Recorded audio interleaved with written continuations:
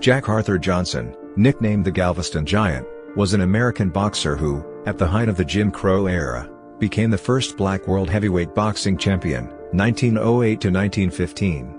He is widely regarded as one of the most influential boxers in history, and his 1910 fight against James J. Jeffries was dubbed the fight of the century. According to filmmaker Ken Burns, for more than 13 years, Jack Johnson was the most famous, and the most notorious African American on earth. Transcending boxing, he became part of the culture and history of racism in the United States. In 1912, Johnson opened a successful and luxurious black and tan, desegregated restaurant and nightclub, which in part was run by his wife, a white woman. Major newspapers of the time soon claimed that Johnson was attacked by the government only after he became famous as a black man married to a white woman, and was linked to other white women. Johnson was arrested on charges of violating the Mann Act, forbidding one to transport a woman across state lines for immoral purposes, a racially motivated charge that embroiled him in controversy for his relationships, including marriages, with white women. Sentenced to a year in prison, Johnson fled the country, and fought boxing matches abroad for 7 years until 1920 when he served his sentence at the federal penitentiary at Leavenworth. Johnson continued taking paying fights for many years, and operated several other businesses, including lucrative endorsement deals. He died in a car crash in 1946 at the age of 68. He is buried at Graceland Cemetery in Chicago. In 2018, Johnson was formally pardoned by U.S. President Donald Trump. Johnson was born on March 31, 1878, the third child of 9 born to Henry and Tina Johnson, former slaves who worked service jobs as a janitor and a dishwasher. His father had served as a civilian teamster of the Union's 38th Colored Infantry. He was described by his son as the most perfect physical specimen that he had ever seen, although Henry had been left with an atrophied right leg from his service in the war. Growing up in Galveston, Texas, Johnson attended 5 years of school. As a young man, Johnson was frail, though, like all of his siblings, he was expected to work. Although Johnson grew up in the South, he said that segregation was not an issue in the somewhat secluded city of Galveston, as everyone living in the 12th Ward was poor, and went through the same struggles. Johnson remembers growing up with a gang of white boys, in which he never felt victimized or excluded. Remembering his childhood, Johnson said, "As I grew up, the white boys were my friends, and my pals. I ate with them, played with them, and slept at their homes. Their mothers gave me cookies, and I ate at their tables. No one ever taught me that white men were superior to me." After Johnson quit school, he began a job working at the local docks. He made several other attempts at working other jobs around town until one day he made his way to Dallas, finding work at the racetrack exercising horses. Jack stuck with this job until he found a new apprenticeship with a carriage painter by the name of Walter Lewis. Lewis enjoyed watching friends spar, and Johnson began to learn how to box. Johnson later declared that it was thanks to Lewis that he became a boxer. At 16, Johnson moved to New York City, and found living arrangements with Barbados Joe Walcott, a welterweight fighter from the West Indies. Johnson again found work exercising horses for the local stable, until he was fired for exhausting a horse. On his return to Galveston, he was hired as a janitor at a gym owned by German-born heavyweight fighter Herman Burnau. Johnson eventually put away enough money to buy boxing gloves, sparring every chance he got. At one point, Johnson was arrested for brawling with a man named Davy Pearson, a grown and toughened man who accused Johnson of turning him into the police over a game of craps. When both of them were released from jail, they met at the docks, and Johnson beat Pearson before a large crowd. Johnson then fought in a summer boxing league against a man named John Mustavatli. Because prize fighting was illegal in Texas, the fight was broken up, and moved to the beach, where Johnson won his first fight, and a prize of $1.50. Johnson made his debut as a professional boxer on November 1, 1898, in Galveston, when he knocked out Charlie Brooks in the second round of a 15-round bout, billed for the Texas state middleweight title. In his third pro fight on May 8, 1899, he faced Klondike John W. Haynes, or Haynes, an African-American heavyweight known as the Black Hercules, in Chicago. Klondike, so called as he was considered a rarity, like the Gold in the Klondike, who had declared himself the black heavyweight champ, won on a technical knockout, TKO, in the 5th round of a scheduled 6-rounder. The two fighters met twice again in 1900, with the first rematch resulting in a draw, as both fighters were on their feet at the end of 20 rounds. Johnson won the third fight by a TKO and Klondike refused to come out for the 14th round. Johnson did not claim Klondike's unrecognized title. On February 25, 1901, Johnson fought Joe Choinski in Galveston. Choinski, a popular and experienced heavyweight, knocked out Johnson in the third round. Prize fighting was illegal in Texas at the time, and they were both arrested. Bail was set at $5,000, which neither could afford. The sheriff permitted both fighters to go home at night so long as they agreed to spar in the jail cell. Large crowds gathered to watch the sessions. After 23 days in jail, their bail was reduced to an affordable level, and a grand jury refused to indict either man. Johnson later stated that he learned his boxing skills during that jail time. The two would remain friends. Johnson attested that his success in boxing came from the coaching he received from Choinski. The aging Choinski saw natural talent and determination in Johnson, and taught him the nuances of defense, stating, "A man who can move like you should never have to take a punch." Johnson beat former black heavyweight champion Frank Childs on October 21, 1902. Childs had twice won the black heavyweight title, and continued to claim that he was the true black champion despite having lost his title in a bout with George Byers, and then, after retaking the title from Byers, losing it again to Denver Martin. He also claimed the unrecognized black heavyweight title as well. Johnson won by a TKO in the 12th round of the scheduled 20-rounder, when Childs' second signaled he could not go on, claiming a dislocated elbow. The defeat by Johnson forever ended Childs' pretensions to the black heavyweight crown. By 1903, though Johnson's official record showed him with 9 wins against 3 losses, 5 draws, and 2 no contests, he had won at least 50 fights against both white and black opponents. Johnson won his first title on February 3, 1903, beating Denver Martin on points in a 20-round match for the World Colored Heavyweight Championship. Johnson held the title until it was vacated when he won the World Heavyweight title from Tommy Burns in Sydney, Australia on Boxing Day 1908. His reign of 2,151 days was the third longest in the 60-year-long history of the colored heavyweight title. Only Harry Wills at 3,103 days, and Peter Jackson at 3,041 days held the title longer. A 3-time colored heavyweight champion, Wills held the title for a total of 3,351 days.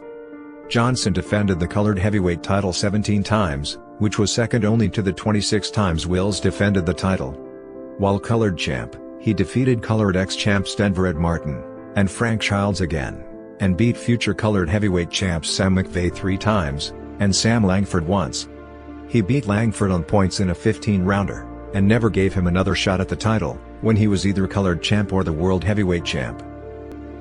Johnson fought Joe Jeanette a total of 7 times, all during his reign as colored champion before he became the world's heavyweight champion, winning 4 times, and drawing twice. 3 of the victories, and 1 draw were newspaper decisions.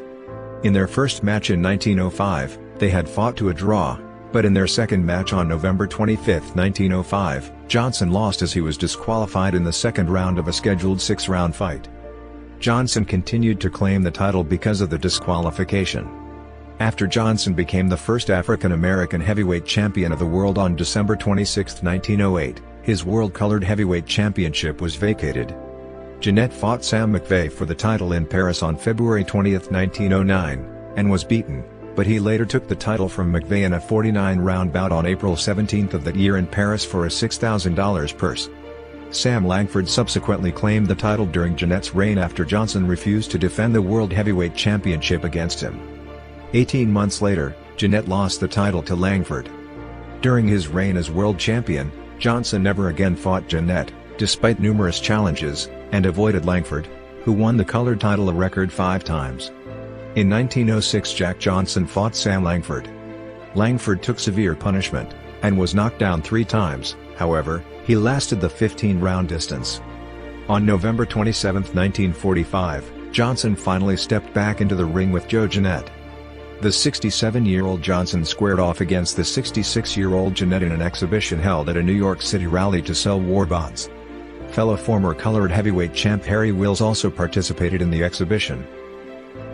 Johnson's efforts to win the world heavyweight title were initially thwarted, as at the time world heavyweight champion James J. Jeffries refused to face him, and retired instead. However, Johnson did fight former champion Bob Fitzsimmons in July 1907, and knocked him out in 2 rounds. Johnson finally won the world heavyweight title on December 26, 1908, a full 6 years after lightweight champion Joe Gauntz became the first African-American boxing champion. Johnson's victory over the reigning world champion, Canadian Tommy Burns, at the Sydney Stadium in Australia, came after following Burns around the world for 2 years, and taunting him in the press for a match. Burns agreed to fight Johnson only after promoters guaranteed him $30,000. The fight lasted 14 rounds before being stopped by the police in front of over 20,000 spectators, and Johnson was named the winner. After Johnson's victory over Burns, racial animosity among whites ran so deep that some, including renowned American author Jack London, called for a great white hope to take the title away from Johnson. While Johnson was heavyweight champion, he was covered more in the press than all other notable black men combined. The lead-up to the bout was peppered with racist press against Johnson. Even the New York Times wrote of the event, "If the black man wins, thousands and thousands of his ignorant brothers will misinterpret his victory as justifying claims to much more than mere physical equality with their white neighbors." As title holder, Johnson thus had to face a series of fighters each billed by boxing promoters as a great white hope, often in exhibition matches. In 1909, he beat Tony Ross, Al Kaufman, and the middleweight champion Stanley Ketchel. The match with Ketchel was originally thought to have been an exhibition, and in fact it was fought by both men that way, until the 12th round, when Ketchel threw a right to Johnson's head, knocking him down. Quickly regaining his feet, and very annoyed, Johnson immediately dashed straight at Ketchel, and threw a single punch, an uppercut, a punch for which he was famous, to Ketchel's jaw, knocking him out. The punch knocked out Ketchel's front teeth. Johnson can be seen on film removing them from his glove, where they had been embedded.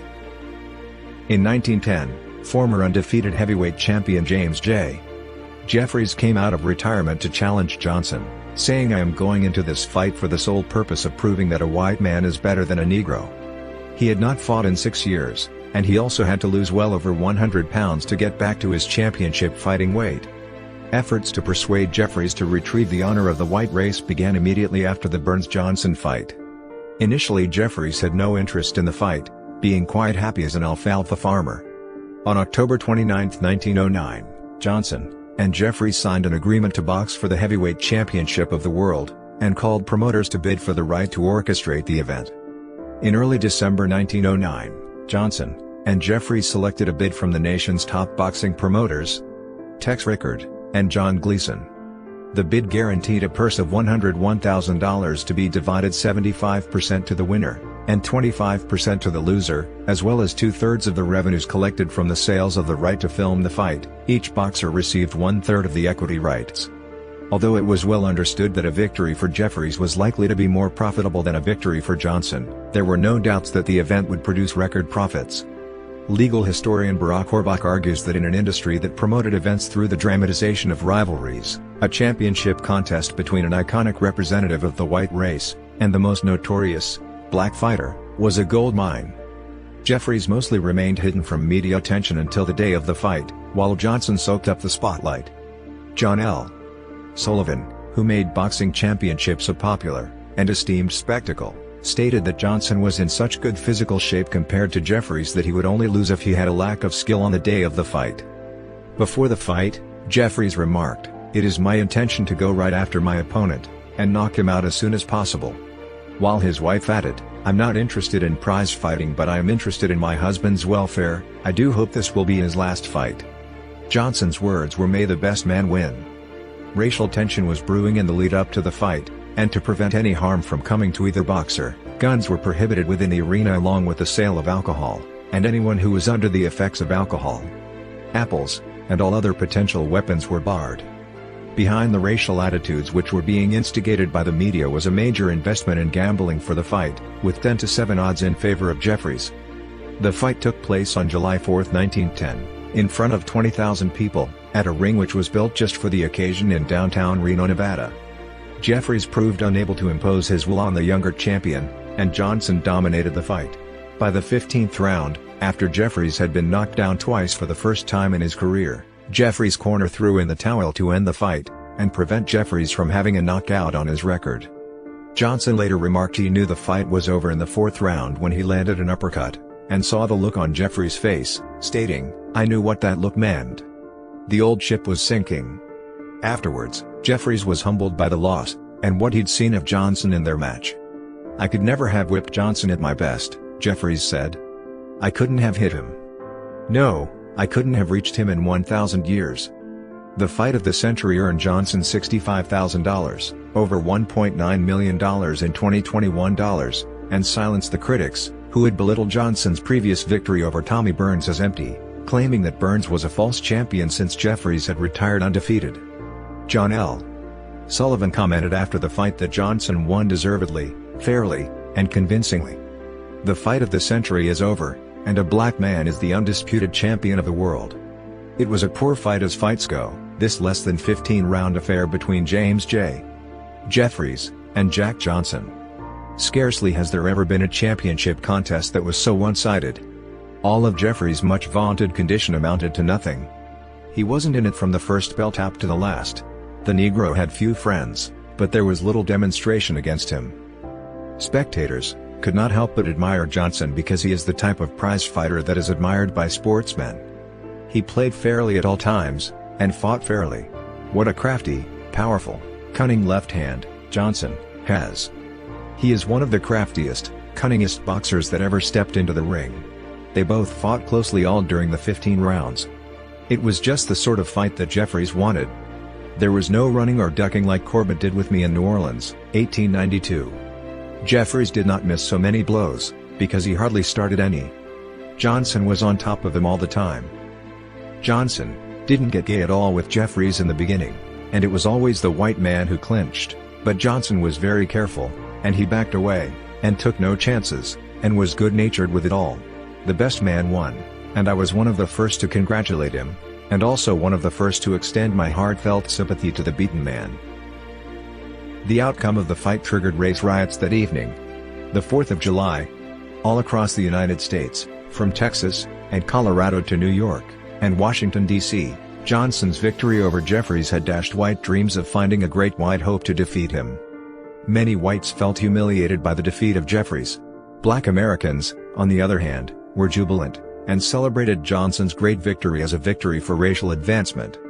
Black poet William Waring Cuny later highlighted the black reaction to the fight in his poem My Lord, What a Morning. Around the country, blacks held spontaneous parades, and gathered in prayer meetings. Race riots, initiated by whites and blacks, erupted in New York, Baltimore, Pittsburgh, Philadelphia, New Orleans, Atlanta, St. Louis, Little Rock, and Houston. In all, riots occurred in more than 25 states, and 50 cities. At least 20 people were killed in the riots, and hundreds more were injured. The Johnson-Jeffries fight film received more public attention in the United States than any other film to date, and for the next 5 years, until the release of The Birth of a Nation. In the United States, many states and cities banned the exhibition of the Johnson-Jeffries film. The movement to censor Johnson's victory took over the country within 3 days after the fight. 2 weeks after the match, former President Theodore Roosevelt, an avid boxer and fan, wrote an article for The Outlook in which he supported banning not just moving pictures of boxing matches, but a complete ban on all prize fights in the U.S. He cited the crookedness and gambling that surrounded such contests, and that moving pictures have introduced a new method of money-getting and of demoralization. The controversy surrounding the film motivated Congress to ban distribution of all prize fight films across state lines in 1912. The ban was lifted in 1940. In 2005, the film of the Jeffries-Johnson fight of the century was entered into the United States National Film Registry as being worthy of preservation. The 6 fights for which the major films were made, starring Johnson, were Johnson-Burns, released in 1908, Johnson-Ketchel, released in 1909, Johnson-Jeffries, released in 1910, Johnson-Flynn, released in 1912, Johnson-Moran, released in 1914, Johnson-Willard, released in 1915. The color bar remained in effect even under Johnson. Once he was the world's heavyweight champ, Johnson did not fight a black opponent for the first 5 years of his reign. He denied matches to black heavyweights Joe Jeanette, one of his successors as colored heavyweight champ, Sam Langford, who beat Jeanette for the colored title, and the young Harry Wills, who was colored heavyweight champ during the last year of Johnson's reign as world's heavyweight champ. Blacks were not given a chance at the title because Johnson maintained that he could make more money fighting white boxers. In August 1913, as Johnson neared the end of his reign as world heavyweight champ, there were rumors that he had agreed to fight Langford in Paris for the title, but it did not happen. Johnson alleged that Langford was unable to raise the $30,000 for his guarantee. Because black boxers with the exception of Johnson had been barred from fighting for the heavyweight championship, Johnson's refusal to fight African Americans offended the African American community since the opportunity to fight top white boxers was rare. Jeanette criticized Johnson, saying, "Jack forgot about his old friends after he became champion, and drew the color line against his own people." When Johnson finally agreed to take on a black opponent in late 1913, it was not Sam Langford, the current colored heavyweight champ, that he gave the title shot to. Instead, Johnson chose to take on battling Jim Johnson, a lesser-known boxer who in 1910 had lost to Langford, and had a draw, and loss via KO to Sam McVeigh, the former colored champ. Battling Jim fought former colored champ Joe Jeanette 4 times between July 19, 1912, and January 21, 1913, and lost all 4 fights. The only fighter of note who he did beat during that period was the future colored champ Big Bill Tate, whom he KO'd in the second round of a scheduled 10-round bout. It was Tate's third pro fight. In November 1913, the International Boxing Union had declared the world heavyweight title held by Jack Johnson to be vacant. The fight, scheduled for 10 rounds, was held on December 19, 1913, in Paris. It was the first time in history that 2 blacks had fought for the World Heavyweight Championship. While the Johnson v. Johnson fight had been billed as a World Heavyweight title match, in many ways, it resembled an exhibition. A sports writer from the Indianapolis Star at the fight reported that the crowd became unruly when it was apparent that neither boxer was putting up a fight. Jack Johnson, the heavyweight champion, and battling Jim Johnson, another colored pugilist, of Galveston, Texas, met in a 10-round contest here tonight, which ended in a draw. The spectators loudly protested throughout that the men were not fighting, and demanded their money back. Many of them left the hall. The organizers of the fight explained the fiasco by asserting that Jack Johnson's left arm was broken in the 3rd round. There is no confirmation of a report that Jack Johnson had been stabbed, and no evidence at the ringside of such an accident. During the first 3 rounds he was obviously playing with his opponent. After that it was observed that he was only using his right hand. When the fight was over he complained that his arm had been injured. Doctors who made an examination, certified to a slight fracture of the radius of the left arm. The general opinion is that his arm was injured in a wrestling match early in the week, and that a blow tonight caused the fracture of the bone. Because of the draw, Jack Johnson kept his championship. After the fight, he explained that his left arm was injured in the 3rd round, and he could not use it. On April 5, 1915, Johnson lost his title to Jess Willard, a working cowboy from Kansas who started boxing when he was 27 years old. With a crowd of 25,000 at Oriental Park Racetrack in Havana, Cuba, Johnson was knocked out in the 26th round of the scheduled 45-round fight. Johnson, although having won almost every round, began to tire after the 20th round, and was visibly hurt by heavy body punches from Willard in rounds preceding the 26th round knockout. Johnson is said by many a year after the fight to have spread rumors that he took a dive, but Willard is widely regarded as having won the fight outright. Many people thought Johnson purposely threw the fight because Willard was white, in an effort to have his Mann Act charges dropped. Willard ironically responded, "If he was going to throw the fight, I wish he'd done it sooner. It was hotter than hell out there."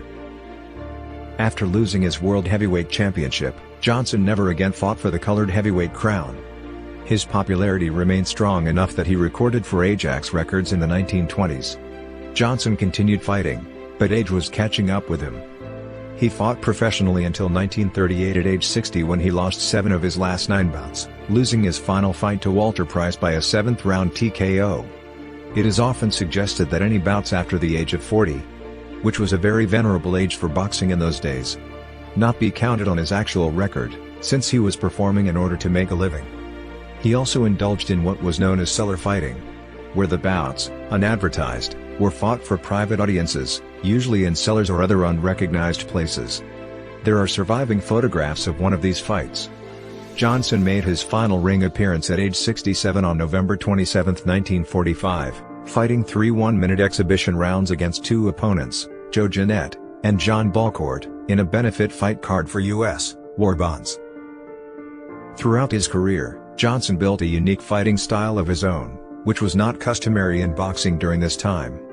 Though he would typically strike first, he would fight defensively, waiting for his opponents to tire out, becoming more aggressive as the rounds went on. He often fought to punish his opponents over the course of the bout rather than going for the knockout, and would continuously dodge their punches. He would then quickly strike back with a blow of his own. Johnson often made his fights look effortless, and as if he had much more to offer, but when pushed he could also display some powerful moves and punches. There are films of his fights in which he can be seen holding up his opponent, who otherwise might have fallen, until he recovered.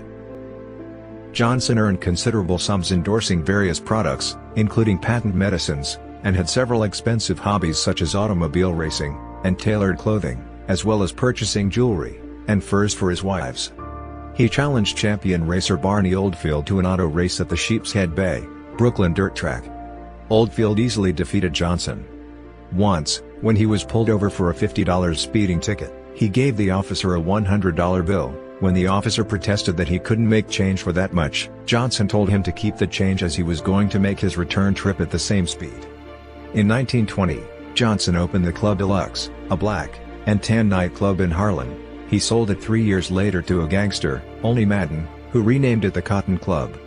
Johnson's behavior was looked down upon by the African American community, especially by the black scholar Booker T.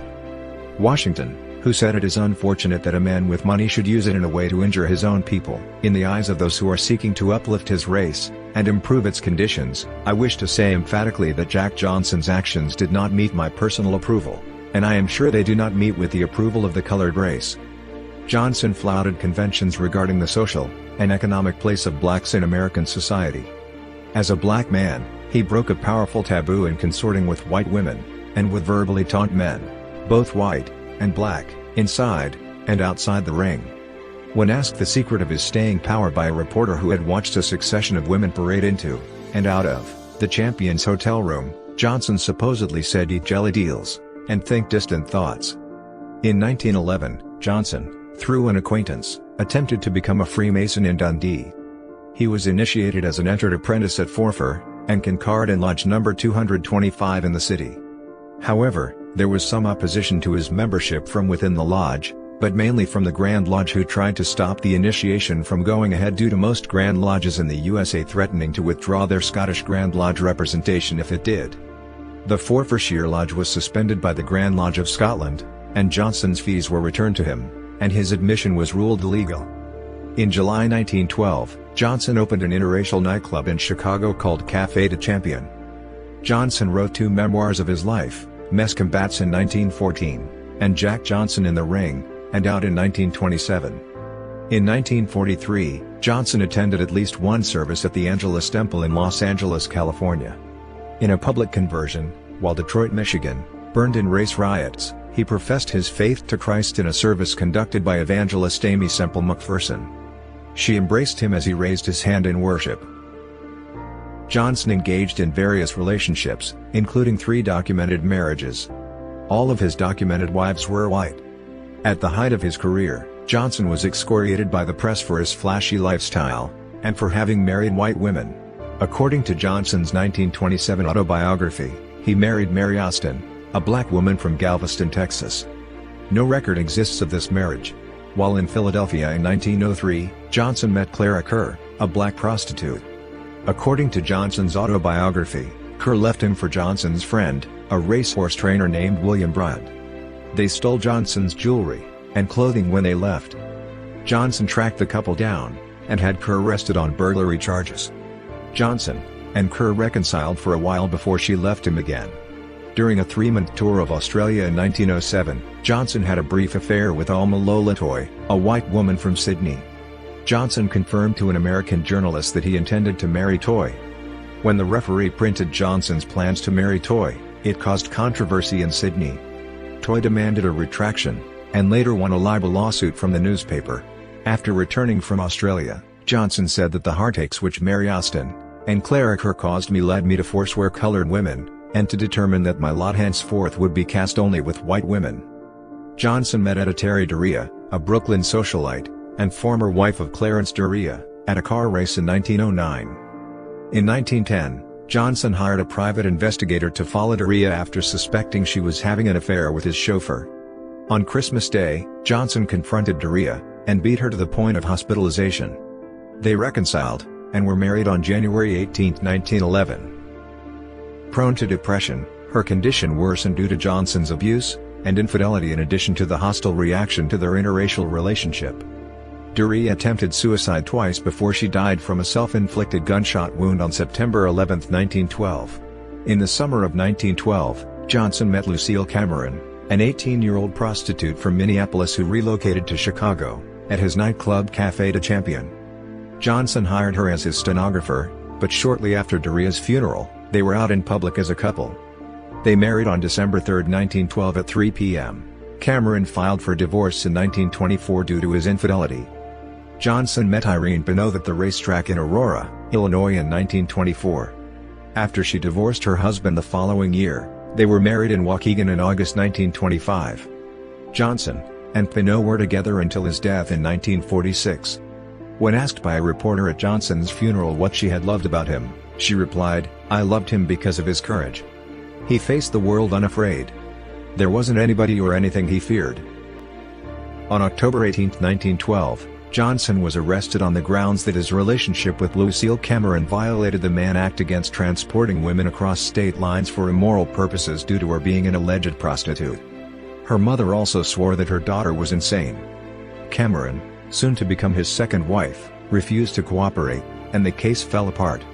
Less than a month later, Johnson was arrested again on similar charges. This time, the woman, another alleged prostitute named Belle Schreiber, with whom he had been involved in 1909 and 1910, testified against him. In the courtroom of Kennesaw Mountain Landis, the future commissioner of baseball who perpetuated the baseball color line until his death, Johnson was convicted by an all-white jury in June 1913, despite the fact that the incidents used to convict him took place before passage of the Mann Act. He was sentenced to a year and a day in prison. Johnson skipped bail and left the country, joining Lucille in Montreal on June 25, before fleeing to France. To flee to Canada, Johnson posed as a member of a black baseball team. For the next 7 years, they lived in exile in Europe, South America, and Mexico. Johnson returned to the U.S. on July 20, 1920. He surrendered to federal agents at the Mexican border, and was sent to the United States Penitentiary, Leavenworth to serve his sentence in September 1920. He was released on July 9, 1921. President Donald Trump granted Johnson a posthumous presidential pardon after recurring proposals to grant one had not been acted on by previous administrations.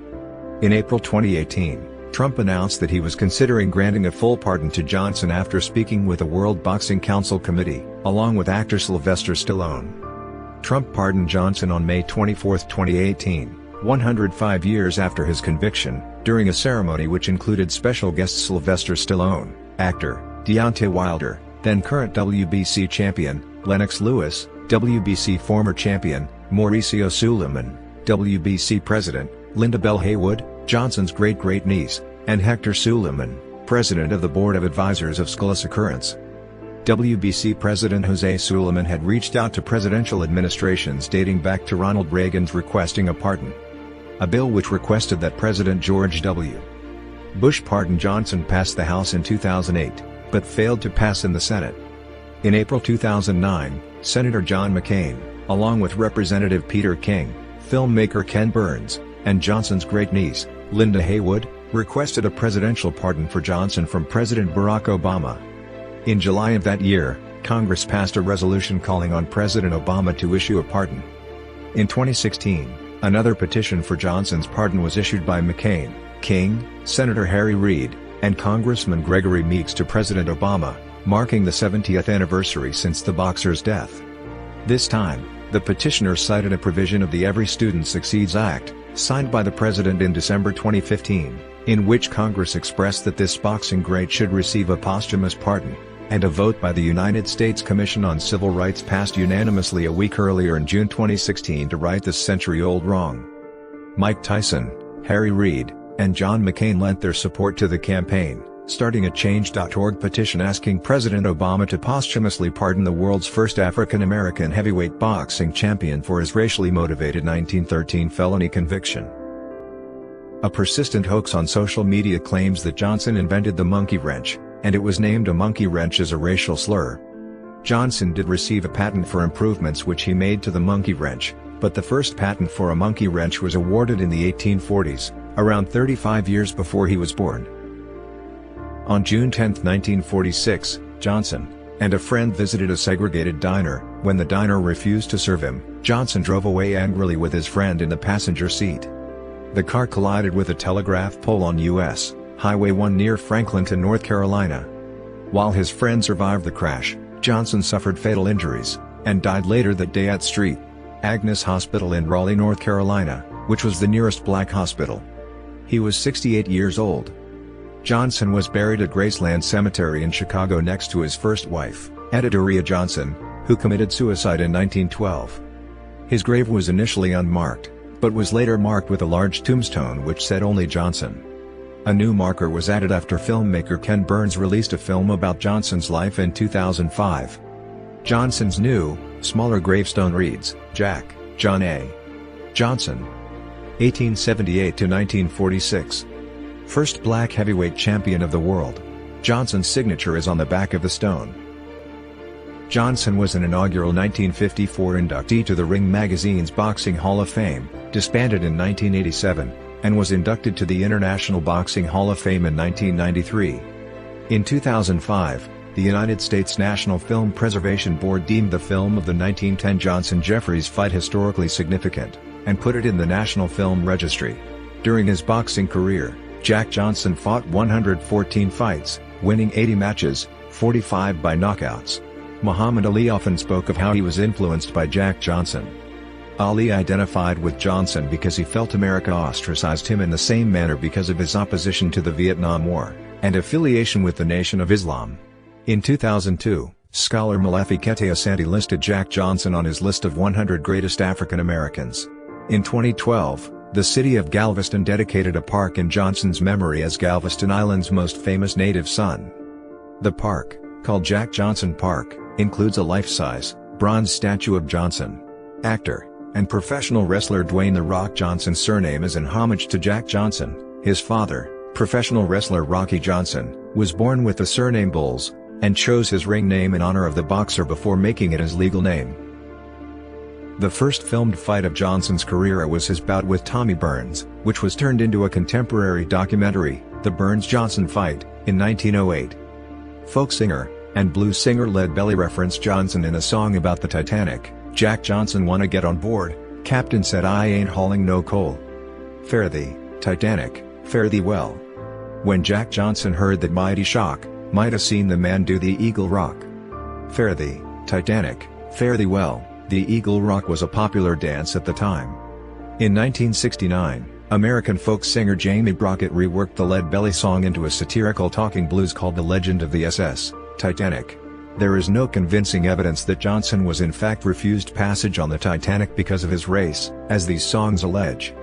Johnson's story is the basis of the play The Great White Hope, and its 1970 film adaptation, starring James Earl Jones as Jack Jefferson, and Jane Alexander as his love interest. Both Jones and Alexander won Tonys, and were nominated for Oscars.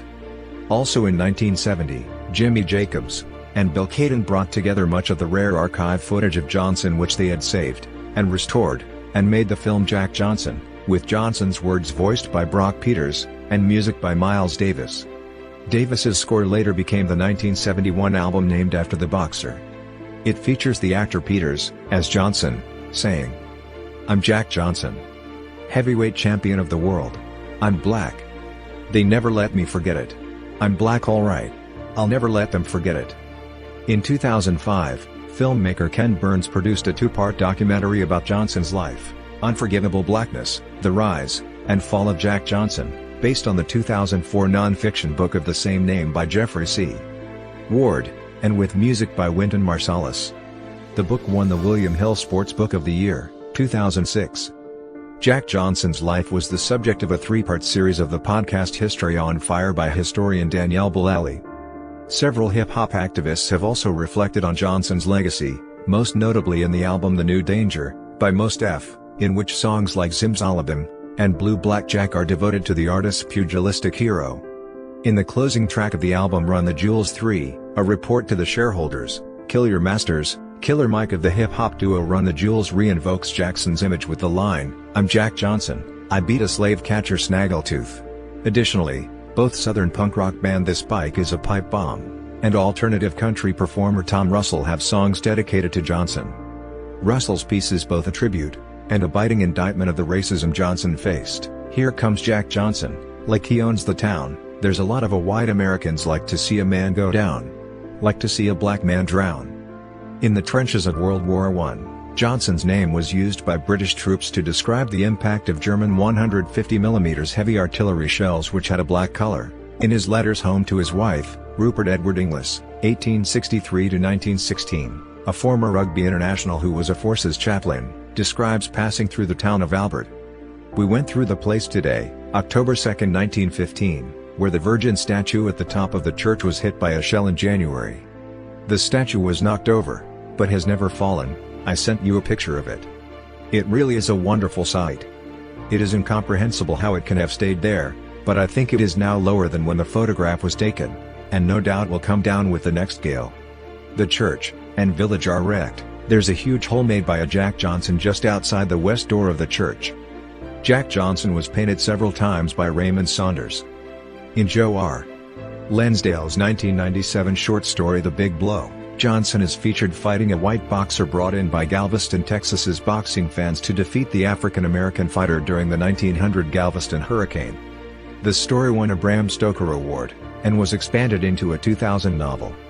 Johnson is a major character in the 2005 novel The Killings of Stanley Ketchel by James Carlos Blake. The Royale, a play by Marco Ramirez, uses the life of Jack Johnson as inspiration for its main character, Jay Jackson. It premiered in March 2016 at Lincoln Center Theater, directed by Rachel Chavkin, and was nominated for a Drama Desk Awards for Outstanding Play, Outstanding Director of a Play, and a Special Drama Desk Award for Outstanding Ensemble. The book Crossing the Color Line, Stanley Ketchel's challenge for Jack Johnson's heavyweight crown, written by Vernon Gravely, and released in 2021, details Johnson's fight with middleweight champion Stanley Ketchel. The graphic novel Last on His Feet, Jack Johnson, and the Battle of the Century by Adrian Mateka and Yusuf Daoudi, to be released in 2023, chronicles Johnson vs. Jeffries, interspersing the fight with flashbacks to Johnson's youth. All information in this section is derived from BoxRec, unless otherwise stated. Johnson has a professional record of 95 fights, with 72 wins, 11 losses, 11 draws, and 3 no contests.